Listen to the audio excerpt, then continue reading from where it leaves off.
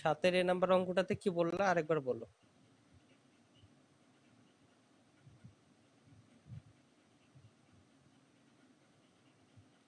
কিভাবে বোঝা যাবে যে কোনটা হলো বৃহত্তম?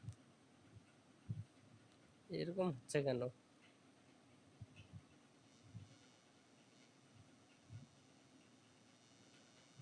বলো বলো।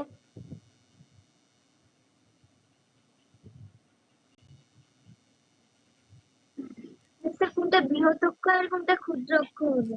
এটা তোমাকে আগে চিত্র আর্ট করলে তুমি বুঝতে পারবা। 7-এর নাম্বার নাকি, যার স্থানাঙ্ক উপবৃত্ত উপবৃত্ত 6 এর এ নাম্বার এগুলাতে তো মানে ভুজ আর কোটি যেগুলো জিরো আসছিল ওইটা ধরে দিচ্ছিল না। আচ্ছা, 7-এর এ কি কি আছে?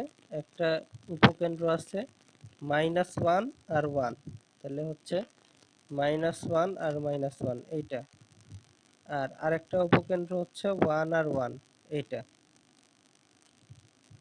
তো এখন এই দুইটা হচ্ছে উপকেন্দ্র, তাহলে উপকেন্দ্র দুটো যোগ করলে এরকম। তো এখন আমাদের উপবৃত্তটাতে কি বলা আছে যে হচ্ছে বৃহৎ অক্ষের দৈর্ঘ্য হবে 2√3। এখন তুমি যেটা বলতেছো যে বৃহৎ অক্ষ এক্স অক্ষ ধরবা নাকি বৃহৎ অক্ষ ওয়াই অক্ষ ধরবা, এটা নাকি?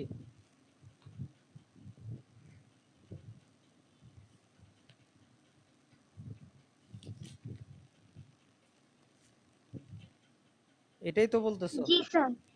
আচ্ছা, তুমি কি ধরে করছো অঙ্কটা? মানে অঙ্কটা কি ট্রাই করছো না করো নাই?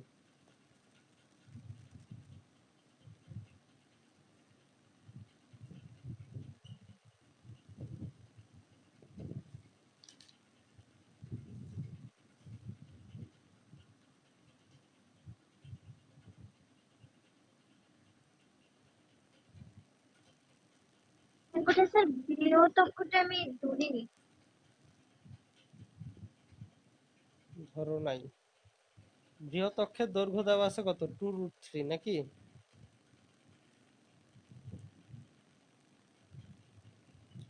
2√3 দেওয়া আছে বৃহৎ অক্ষের দৈর্ঘ্য, তার মানে টয়েস এ অথবা টয়েস বি যে কোনো একটা হবে।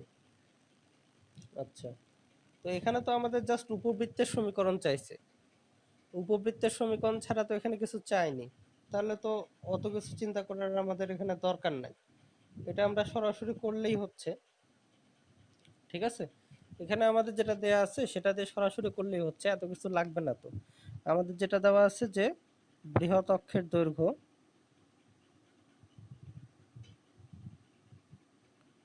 2√3 দেয়া আছে। এখন যে ব্যাপারটা, আমার উপবৃত্ত যেমন হোক, মানে এত কিছু দরকারে নাই, বৃহৎ অক্ষ এক্স অক্ষ না ওয়াই অক্ষ এটা লেখার বা জানার কোনো দরকার নাই। কারণ হচ্ছে আমরা যদি চিন্তা করি এরকম যে যে কোনো একটা উপবৃত্ত ধরলাম, আমি জানি না কেন্দ্রের স্থানাঙ্ক 0 0 নাকি আলাদা, আমি জানি না, মনে করো এইটাই সে উপবৃত্তটা। তো এখন আমাদের কি ব্যাপারটা সেটা হচ্ছে যে কেন্দ্র যদি আমাদের পি হয় তাহলে, আচ্ছা, আমাদের উপকেন্দ্র এস এখানে, তো আমি এটা S1 ধরলাম আর এটা উপকেন্দ্র হচ্ছে S2, আর কেন্দ্র যদি আমার পি হয় তো আমি কি বলতে পারি যে হচ্ছে এইটুকু আর এইটুকু, এই দুইটা দূরত্ব মিলে আমার বৃহৎ অক্ষের দৈর্ঘ্য। ঠিক আছে,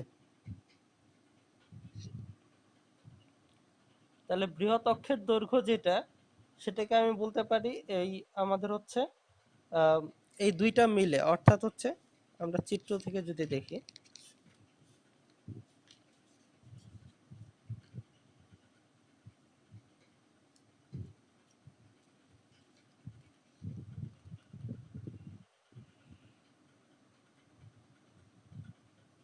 চিত্রের মধ্যে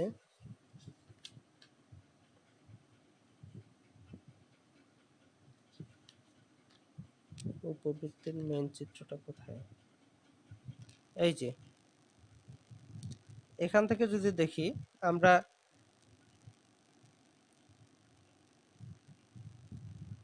বৃহৎ অক্ষের দৈর্ঘ্য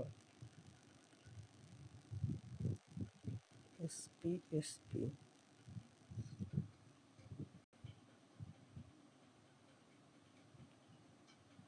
বৃহৎ অক্ষের দৈর্ঘ্য হচ্ছে 2√3।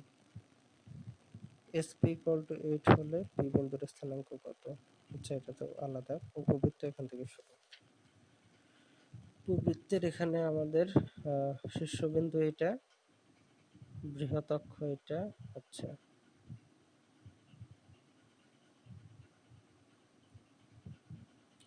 আচ্ছা, এখানে আমরা সিম্পলি এভাবে করতে পারি যে হচ্ছে আমাদের বৃহৎ অক্ষের দৈর্ঘ্য হচ্ছে 2√3।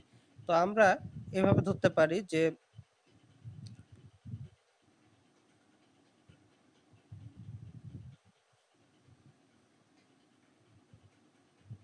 বৃহৎ অক্ষের দৈর্ঘ্য,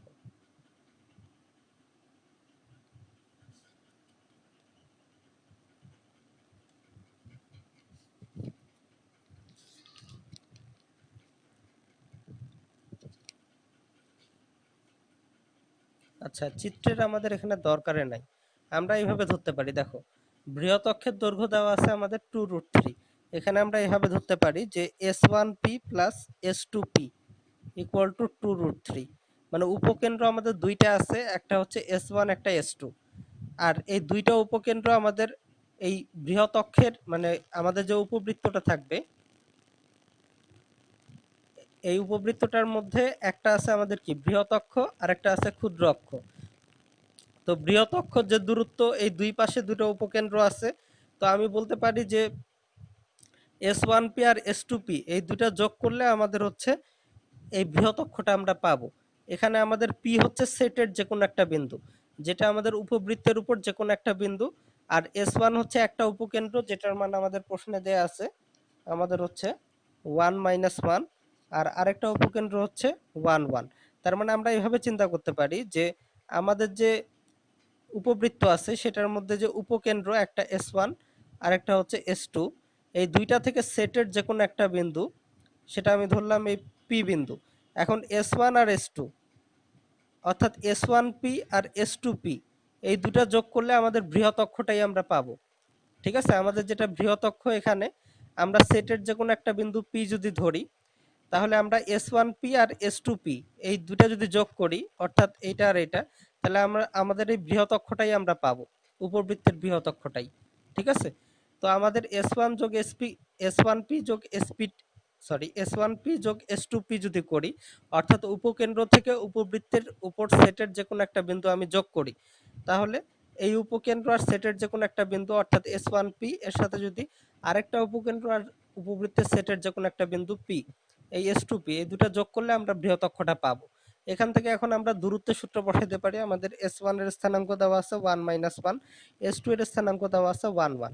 তাহলে বিন্দু থেকে বিন্দুর দূরত্ব S1P এর মানটা হবে আমাদের √(x - 1) হোল স্কয়ার প্লাস হচ্ছে y -(-1) করলে +1 হোল স্কয়ার। আবার S2P যেটা, সেটার মান যদি আমরা বের করি, S2 এর স্থানাঙ্ক 1 1 দেয়া আছে, তাহলে হচ্ছে x - 1 whole square plus y - 1 whole square equal to 2√3। এখন আমরা উভয় পাশে বর্গ করলেও হবে, কিন্তু রুট বেশি হয়ে যাবে, এই জন্য আমরা যে কোনো এক পাশে নিয়ে আসি।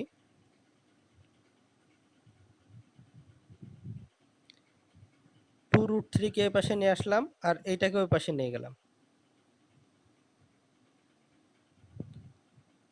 এখন আমরা উভয় পাশে বর্গ করব।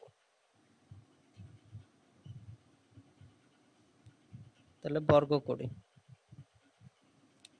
এখন বর্গ করে ক্যালকুলেশন করলে যেটা আসবে সেটাই আমাদের অ্যান্সার হবে।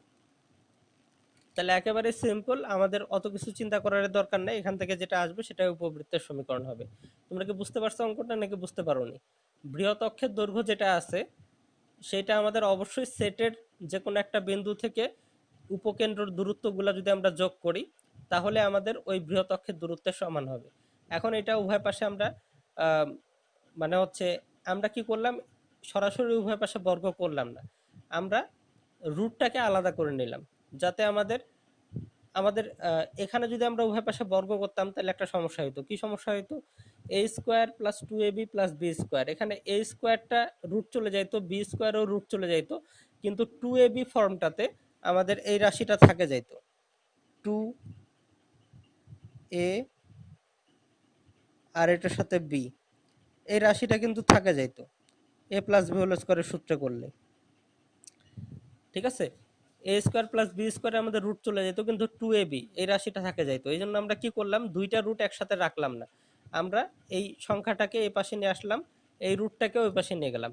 এখন উভয় পাশে বর্গ করে আমরা সহজেই ক্যালকুলেশন করতে পারি, যাতে আমাদের এই রুটের টার্ম বেশি আসবে না। কি বুঝতে পারছো কি, বলো দেখি, না বুঝতে পারলে বলো। এটা এখন ক্যালকুলেশন করতে হবে, অঙ্কটা একটু বড় হবে। প্রথমে এটা এখানে মাইনাস বি হোল স্কোয়ারের সূত্র ফেলতে হবে, তারপর 2ab ফর্ম যেটা, সেখানে একটা রুট থাকবে, ওইটাকে এক পাশে রাখবো, বাকিগুলো এক পাশে নিয়ে যাব, আবার হোল স্কোয়ার করব, করে ক্যালকুলেশন করলে যে রাশিটা আসবে সেটাই আমাদের উপবৃত্তের সমীকরণ হবে। মায়া কি বুঝতে পারছো অঙ্কটা, বলো দেখি।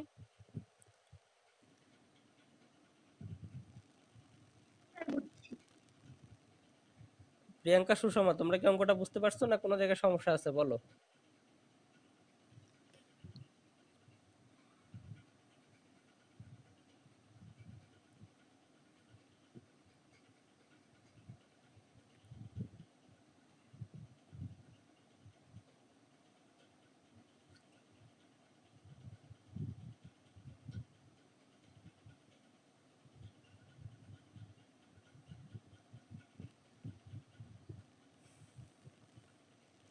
কি হলো প্রিয়াঙ্কা, সুষমা, তোমরা কথা বলছো না কেন? তোমরা কি অঙ্কটা বুঝতে পারছো না বুঝতে পারোনি, বলো।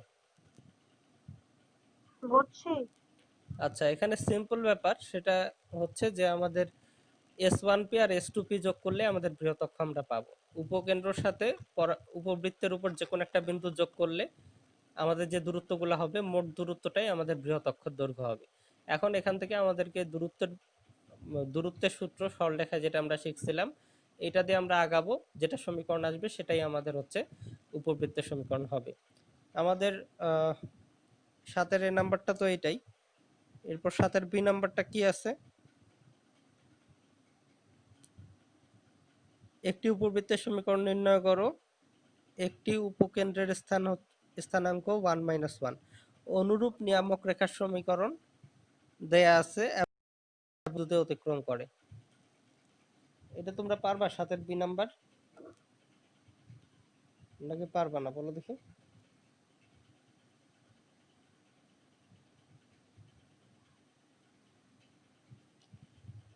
এই 7-এর বি নাম্বার অঙ্কটা আমি বোধহয় গতকালকে বলছিলাম।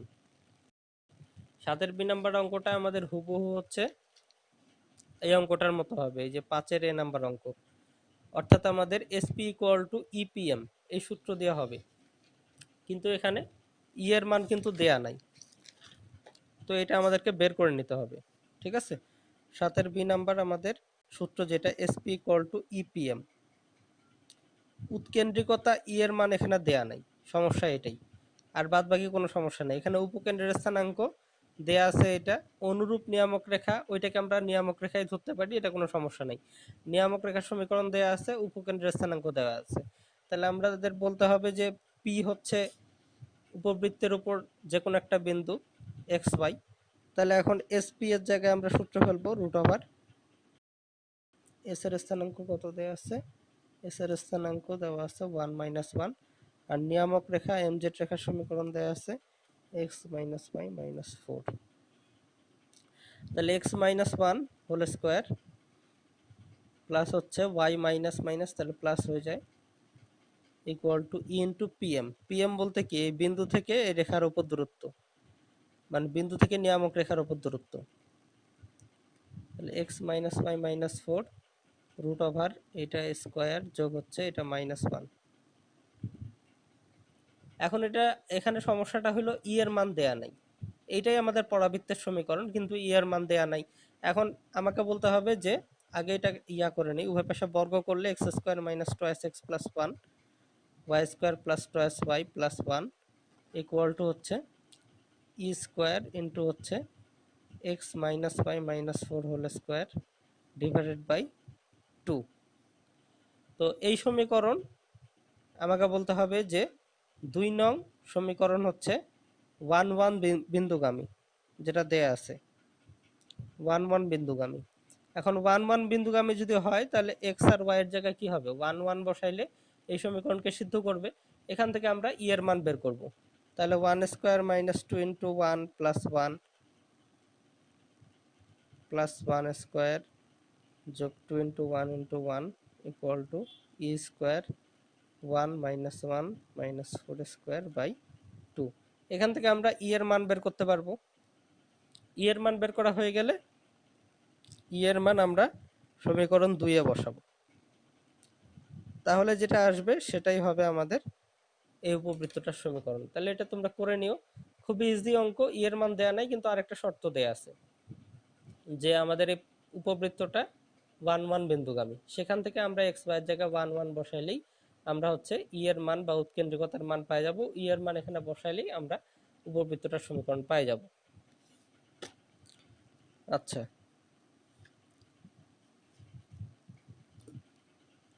8 নাম্বার তো মনে হয় গতদিন বলছিলাম 8 এ, সেটা হচ্ছে বৃহৎ অক্ষ ক্ষুদ্র অক্ষকে এক্স ওয়াই অক্ষ ধরে নেওয়ার কথা বলাই আছে, উৎকেন্দ্রিকতা ই এর মান দেয়া আছে, আর যা এই বিন্দুগামী।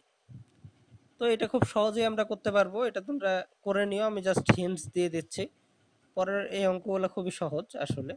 এখানে আমাদের E equal to root over 1 minus B square by A square এই সমীকরণ হবে, যেহেতু আমাদের এ গ্রেটার বি, কারণ আমাদের বলা আছে বৃহৎ অক্ষ এক্স অক্ষ ধরতে হবে। আর এই উৎকেন্দ্রিকতার মান আমাদের 4/5 দেয়া আছে। আর বলা আছে যে আমরা ধরে নেই যে উপবৃত্তটার সমীকরণ x square by A square Y square by B square equal to 1। এখানে আরেকটা শর্ত দেয়া আছে আমাদের, সেটা কি, যে আমাদের এই 1 নং উপবৃত্তটা 1 নং উপবৃত্ত হচ্ছে 10/3 আর হচ্ছে √5 বিন্দুগামী। তাহলে এক্স আর ওয়াই এর জায়গায় এই মানগুলা বসালে সমীকরণকে সিদ্ধ করবে।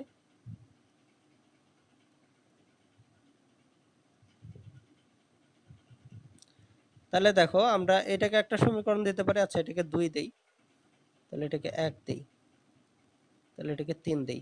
তাহলে দেখো 1 নাম্বার সমীকরণে এ আর বি ছাড়া কিছু নাই, আবার 3 নাম্বার সমীকরণে এ আর বি ছাড়া কিছু নাই। তো 1 আর 3 সমাধান করে আমরা এ আর বি এর মান নিয়ে আসব। তাহলে 1 ও 3 হতে সমাধান করে আমরা এ আর বি এর মান নিয়ে আসব, আর এ আর বি এর মান আমরা সমীকরণ 2 এ বসাই দেব, তাহলে আমাদের অঙ্ক হয়ে যাবে। ঠিক আছে, তাহলে বাকিগুলো এখন তোমরা পারবা, কারণ সমীকরণ সমাধান করা তোমরা প্রতিস্থাপন, অপনয়ন, বজ্রগুণন যে কোনো পদ্ধতিতেই করতে পারো। তো এটাও খুব ইজি একটা অঙ্ক।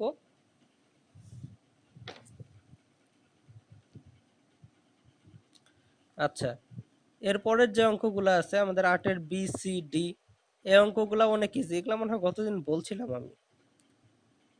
অক্ষ দুটিকে এক্স ও ওয়াই অক্ষ ধরে, তাহলে আমরা বৃহৎ অক্ষ এক্স অক্ষকে ধরবো, ক্ষুদ্র অক্ষ ওয়াই ধরবো।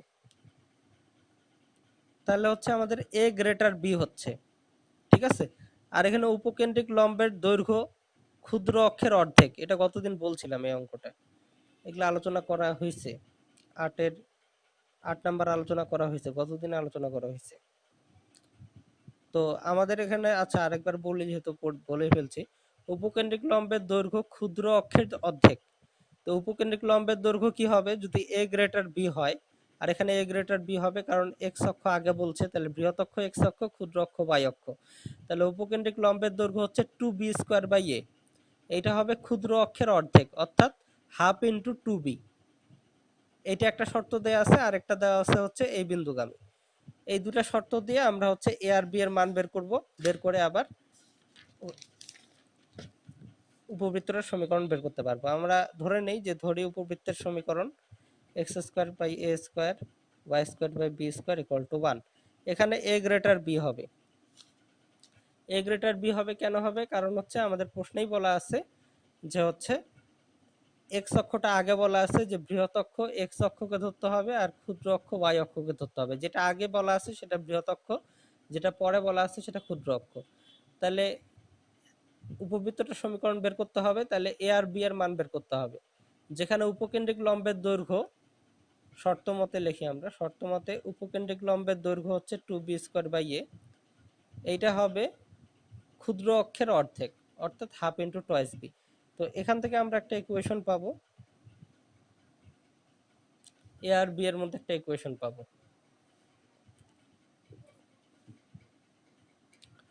এরপর কি করব, এরপর আবার বলা আছে যে সমীকরণ 1 হচ্ছে 0 1 বিন্দুগামী। তাহলে 0 1 বিন্দুগামী, এখন 0 1 যদি আমি এখানে x আর y এর জায়গায় বসাই তাহলে আরেকটা ইকুয়েশন পাবো।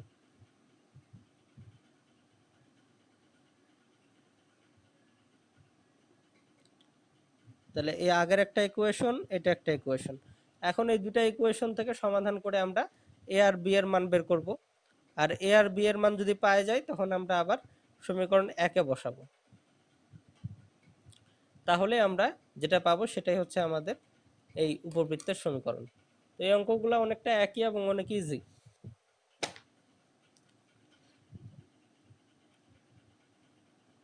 তাহলে মোটামুটি এই চ্যাপ্টারে আমরা শেষ ধরতে পারি। বাকি অঙ্কগুলো তোমরা দেখে নিও, করে নিও, ঠিক আছে? তেমন একটা আলাদা নাই। তো এই অঙ্কগুলা যেগুলা আছে সেগুলা তোমরা, যেগুলা বোর্ডে আছে সেগুলা করলেই হবে। অঙ্ক এখানে আসলে অনেকগুলো আছে, বোর্ডের অঙ্কগুলা করলেই হবে। তোমরা যদি সব করতে চাও তাহলে আরো ভালো, কোনো সমস্যা নাই। তোমরা করে যাবা, যেগুলা পারবা না সেগুলা আমাকে নেক্সট দিন দেখাবা। তাহলে উপবৃত্ত চ্যাপ্টারটা আমি কমপ্লিট ধরে নিলাম, ঠিক আছে? কারণ ঘুরে ফিরে ওই অঙ্কগুলাই আসতেছে। আর বোর্ডের অঙ্কগুলো যদি করো তাহলে নতুন কোনো অঙ্ক নাই, ঘুরে ফিরে এই অঙ্কগুলাই। আর যদি এক্সট্রা সবগুলা করো তাহলে দুই একটা হয়তো অন্য অঙ্ক পাবা, সেগুলো আমাকে নেক্সট দিন দেখাবা, আমি করে দেবো। আজকে অধিবৃত্ত চ্যাপ্টারে যাই। অধিবৃত্ত চ্যাপ্টারের মেন কনসেপ্টটা খালি আলোচনা করি। অধিবৃত্ত চ্যাপ্টারটা তোমাদের কিন্তু করা হয়ে গেছে। উপবৃত্ত যদি করে থাকো তাহলে অধিবৃত্ত চ্যাপ্টারটাও কিন্তু করা হয়ে গেছে। উপবৃত্ত আর অধিবৃত্তর মধ্যে 95% একই, খালি 5%-এর ডিফারেন্স আছে, ঠিক আছে? আমি খালি ডিফারেন্সটা দেখা দেই, তাহলে হয়ে যাবে চ্যাপ্টার শেষ। আমাদের অধিবৃত্তের সাধারণ সমীকরণ আমরা যদি বলি, তাহলে অধিবৃত্তের সাধারণ সমীকরণ দুই রকম হয়। একটা হচ্ছে x square by A square minus y square by B square equal to 1, ঠিক আছে? এইটা হচ্ছে আমাদের অধিবৃত্তের সাধারণ সমীকরণ। দুই রকম হয়, একটা হচ্ছে এটা আর একটা হচ্ছে এইটা।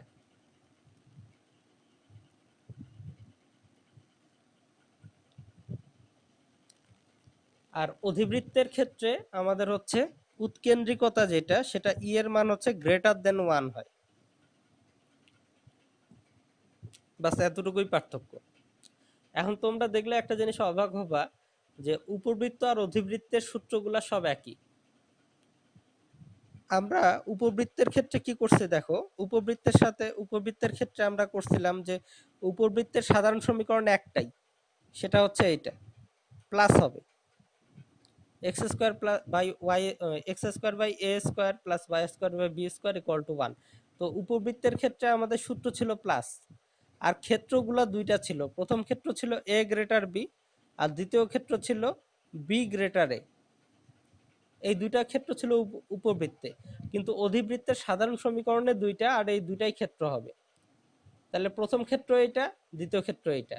আর তোমরা দেখলে অবাক হবা যে এই প্রথম ক্ষেত্রের যে সূত্রগুলা অধিবৃত্তের জন্য আছে, এগুলা উপবৃত্তের যে সূত্রগুলা এই প্রথম ক্ষেত্রের জন্য ছিল একই। আবার অধিবৃত্তের এই দ্বিতীয় ক্ষেত্রের জন্য যে সূত্রগুলা, সেটা আমাদের উপবৃত্তের বি গ্রেটারে এর দ্বিতীয় ক্ষেত্রের জন্য যে সূত্রগুলা ছিল সেগুলোর সাথে একই। আমি তোমাদেরকে দেখাচ্ছি, তাহলে বুঝতে পারবা।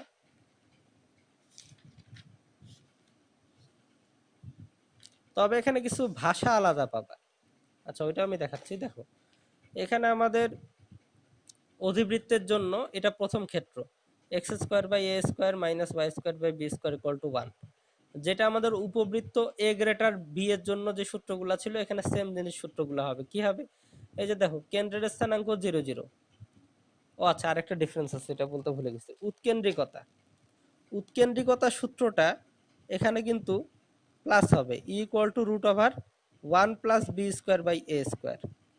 অর্থাৎ আমাদের এটা হবে 1 A square plus B square by A square. মানে উৎকেন্দ্রিকতা সূত্রে জাস্ট প্লাস হবে। আমাদের কি ছিল উৎকেন্দ্রিকতার সূত্র, এটা মাইনাস ছিল, এটা কার জন্য ছিল? এ গ্রেটার বি এর জন্য ছিল। ওই জিনিসটা এখন প্লাস হবে। আবার এইটার জন্য উৎকেন্দ্রিকতার সূত্র আমাদের হবে equal to root over 1 plus a square by B square, অথবা হচ্ছে b square plus a square divided by B square. তাহলে দেখো আমাদের উৎকেন্দ্রিকতা সূত্রটা এটা কিন্তু ছিল আমাদের বি গ্রেটার এর জন্য উপবৃত্তের ক্ষেত্রে, আর এটা ছিল আমার এ গ্রেটার বি উপবৃত্তের ক্ষেত্রে, কিন্তু উপবৃত্তের ক্ষেত্রে এগুলাতে মাইনাস ছিল। আর অধিবৃত্তের জন্য সব উল্টা, উপবৃত্ত আর অধিবৃত্তের মধ্যে সব উল্টা, অর্থাৎ উপবৃত্তর সূত্রের মধ্যে প্লাস থাকে, মাইনাস থাকে উৎকেন্দ্রিকতাতে, আর অধিবৃত্তের সূত্রে উৎকেন্দ্রিকতাতে প্লাস থাকে। সাধারণ সমীকরণের ক্ষেত্রে অধিবৃত্ততে মাইনাস থাকে আর উপবৃত্ততে প্লাস থাকে। ক্ষেত্রগুলা কি? উপবৃত্তের ক্ষেত্রে প্রথম ক্ষেত্র হচ্ছে এ গ্রেটার বি, দ্বিতীয় ক্ষেত্র বি গ্রেটার এ, আর অধিবৃত্তের সাধারণ সমীকরণ এইটার জন্য এটা প্রথম ক্ষেত্র, এটাই দ্বিতীয় ক্ষেত্র। এছাড়া আর কোনো পার্থক্য নাই। বাদ বাকি এই যে দেখো আমাদের উৎকেন্দ্রিকতা সূত্রে পার্থক্য আছে, কিন্তু এই যে দেখো কেন্দ্রের স্থানাঙ্ক 0 0। এখন যদি এরকম হয় x minus alpha square by A square plus y minus beta square by B square, তাহলে আমাদের কেন্দ্রের স্থানাঙ্ক কি হবে? আলফা আর বিটা হবে, এগুলো আগের মতোই। উৎকেন্দ্রিকতা সূত্রের ডিফারেন্স আছে। আর আর অক্ষের দৈর্ঘ্য, আর অক্ষ মানেই বৃহৎ অক্ষ, যেটা আমরা উপবৃত্তে বৃহৎ অক্ষ বলি, আমরা অধিবৃত্তের ক্ষেত্রে বলি আর অক্ষ। আর আরেকটা কি ছিল? ক্ষুদ্র অক্ষের দৈর্ঘ্য, এখানে ওইটার নাম হচ্ছে অনুবন্ধী অক্ষের দৈর্ঘ্য। তাহলে উপবৃত্ত চ্যাপ্টারে যেটাকে আমরা বৃহৎ অক্ষ আর ক্ষুদ্র অক্ষ বলতাম, সেটা আমাদের অধিবৃত্ত চ্যাপ্টারে হবে আর অক্ষ আর অনুবন্ধী অক্ষ। এরপরে বৃহৎ অক্ষের সমীকরণ ছিল y ইকুয়াল 0, কারণ বৃহৎ অক্ষটা ছিল আমার এক্স অক্ষ। এখানে হচ্ছে আর অক্ষের সমীকরণ y ইকুয়াল 0, আর দ্বিতীয় ক্ষেত্রের জন্য আমার x ইকুয়াল 0। দ্বিতীয় ক্ষেত্রটা কিন্তু আমার বি গ্রেটার এর জন্য যেটা, সেটাই। তারপর দেখো শীর্ষ দ্বয়ের স্থানাঙ্ক, এটাও ছিল আমার প্লাস মাইনাস এ 0 আর 0 প্লাস মাইনাস বি। ফোকাস মানে উপকেন্দ্র, উপকেন্দ্র বা ফোকাস দ্বয়ের স্থানাঙ্ক প্লাস মাইনাস এই 0 প্লাস মাইনাস বি। এগুলো কিন্তু উপবৃত্তের চ্যাপ্টারের সাথে একই। ফোকাস দ্বয়ের দূরত্বের সূত্র একই, ঠিক আছে। তারপর নিয়ামক রেখার সমীকরণ X equal to plus minus A by E, দ্বিতীয় ক্ষেত্রের জন্য Y equal to plus minus B by E. উপকেন্দ্রিক লম্বের দৈর্ঘ্য 2b স্কোয়ার বাই এ, এটার ক্ষেত্রে 2a স্কোয়ার বাই বি। উপকেন্দ্রিক লম্বের সমীকরণ X equal to plus minus এই, এখানে হচ্ছে প্লাস মাইনাস বি। এখানে একটা এক্সট্রা জিনিস জানতে হবে, অধিবৃত্তের জন্য একটা এক্সট্রা সূত্র জানতে হবে, সেটা হচ্ছে এই সবার শেষের সূত্রটা, অধিবৃত্তের অসমিতট। এটা একটা নতুন সূত্র জানতে হবে, এটাও এটা চাইলে আমরা করে ফেলবো। তো এখন অধিবৃত্ত চ্যাপ্টারে যে অঙ্কগুলো আছে উপবৃত্ত চ্যাপ্টারের মতো, তাহলে সেম সূত্রগুলা সবগুলাই প্রায় একই। তো এখানে আসলে অধিবৃত্ত চ্যাপ্টারে দুই নিয়মের ম্যাথ আছে, যে দুই নিয়মের মানে মেইন দুই নিয়মের ম্যাথ আছে, যে মেইন দুই নিয়মের ম্যাথ তোমরা উপবৃত্ত চ্যাপ্টারে করছো। তাহলে কি ধরনের ম্যাথ হইতে পারে? এই যে এখানে কি বলছে, এইটা একটা অধিবৃত্ত, এই অধিবৃত্তের শীর্ষবিন্দু, উৎকেন্দ্রিকতা, উপকেন্দ্র সবগুলা বের করতে হবে, আর তার সাথে অধিবৃত্তের অসমিতট নির্ণয় করতে হবে। আমি সংক্ষেপে এই অঙ্কটা একটু দেখাই দিই যাতে তোমরা বুঝতে পারো যে এই অঙ্কটা অনেক ইজি। এখানে অধিবৃত্তের একটা অঙ্ক বলতে আমি প্রথম অঙ্কটা দেখাচ্ছি, মানে পুরাটা দেখাবো না, আমি অর্ধেক দেখাবো, তাতেই তোমরা বুঝতে পারবা। একের এ, এখানে আছে 9x square minus 16y square equal two 144। তো আমরা উভয় পক্ষকে 144 দিয়ে ভাগ করে দেব।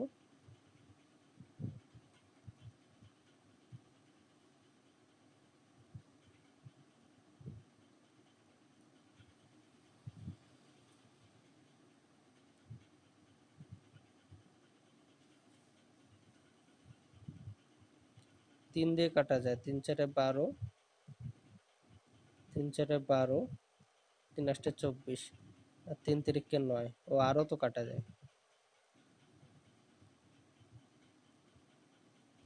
3 16 48, এটা সরাসরি কাটাকাটি যায়, 16 9 144। তো এই দুটো ভাগ করলে এটা আসবে x square by 16 minus y square by 9 equal to 1। তো এটা আমাদের অধিবৃত্তের সাধারণ সমীকরণের সাথে ম্যাচিং হয়ে গেছে, x square by A square minus y square by B square equal to 1। এখন যেগুলা চাইছে এগুলা বের করবো। এখানে কেন্দ্রের স্থানাঙ্ক কত? 0 0, ঠিক আছে।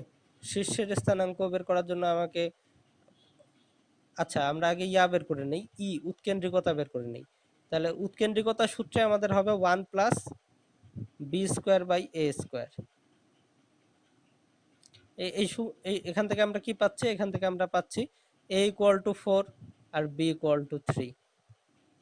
তাহলে 1 plus 3 square by 4 square.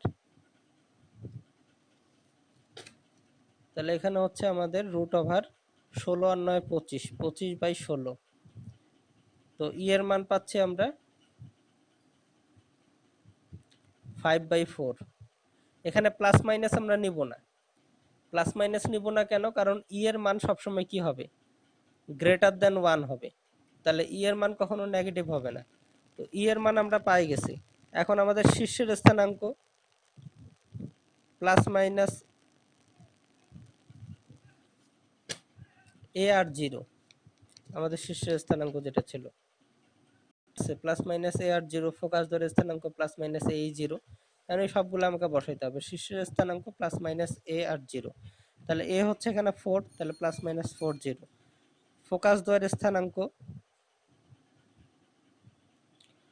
Plus minus এ ই আর 0, তাহলে প্লাস মাইনাস এ ইন্টু ই আর 0, তার মানে প্লাস মাইনাস 5 আর 0। এভাবে তোমরা সবগুলা বের করবা আগের মতোই, উপবৃত্ত চ্যাপ্টারের মতোই। ঠিক আছে? উপকেন্দ্রিক লম্বের দৈর্ঘ্য কি হবে? 2b স্কোয়ার বাই এ, নিয়ামক রেখার সমীকরণ, উপকেন্দ্রের সমীকরণ, এই সবগুলাই আমরা বের করতে পারবো। অধিবৃত্তের অসমিতট, এটাও আমরা বের করতে পারবো। এটা এখানে একটা অতিরিক্ত। তো এটা আমি শুধু দেখা দিই, বাকিগুলো তো আগের মতোই, উপবৃত্ত চ্যাপ্টারে যেগুলা বের করছে ওগুলার মতোই। অধিবৃত্তের অসমিতট, এটা সূত্র হচ্ছে প্রথম ক্ষেত্রে যেটা আমরা করতেছি সেটার জন্য y equal to plus minus B by a into x, এই সূত্রে বসাই দেব। তাহলে 3/4 ইন্টু এক্স, তাহলে এখান থেকে 4x equal to plus minus 3x, sorry 4y equal to, তাহলে একটা পাচ্ছি 4y minus 3x equal to 0, আর একটা পাচ্ছি 4y plus 3x equal to 0। এই দুইটাই অ্যান্সার। তো আমরা একসাথেও লিখতে পারি 4y plus minus 3x equal 0, এটা একসাথে করেও লিখতে পারি। এইভাবে সবগুলা বের করবা। তো এটা একটা নিয়মের অঙ্ক। আরেকটা নিয়ম কি? আরেকটা মেইন নিয়ম যেটা অধিবৃত্তের ক্ষেত্রে, সেটা একটু আগে যেটা আমরা দেখলাম যে SP by PM equal to E. তাহলে এসপি ইকুয়াল টু ইপিএম, এটা দিয়ে আবার অধিবৃত্তের সমীকরণ বের করতে হবে। তার মানে প্রশ্নে আমাদেরকে উপকেন্দ্র দেয়া থাকবে, নিয়ামক রেখার সমীকরণ দেওয়া থাকবে, তখন আমরা এসপি ইকুয়াল টু ইপিএম করে আমরা অধিবৃত্তের সমীকরণ বের করব। তাহলে আমরা কি শিখলাম? যে অধিবৃত্ত উপবৃত্তর অঙ্কগুলো সেম, একই, কোনো পার্থক্য নাই। খালি পার্থক্য দুইটা জিনিসে, একটা হচ্ছে সাধারণ সমীকরণে আর একটা হচ্ছে উৎকেন্দ্রিকতার মধ্যে। সাধারণ সমীকরণে অধিবৃত্তের সূত্রগুলো হচ্ছে x square by A square minus y square by B square equal 1। আর উপবৃত্তের ক্ষেত্রে সাধারণ সমীকরণ হচ্ছে x square by A square plus y square by B square equal 1। আর উৎকেন্দ্রিকতার সূত্রে অধিবৃত্তে আমাদের প্লাস হয় আর উপবৃত্তে মাইনাস হয়। তো মোটামুটি আমি আশা করতেছি যে এখন উপবৃত্ত আর অধিবৃত্ত এই চ্যাপ্টারের অঙ্কগুলো তোমরা এখন বাসায় করলেই পারবা। এখানে যতগুলো অঙ্ক আছে, আমাদের অধিবৃত্তে যতগুলো অঙ্ক আছে উপবৃত্তের মতো সেম। ঠিক আছে? কোনো পার্থক্য নাই। এখন কেউ কিছু বলতে চাইলে বলো।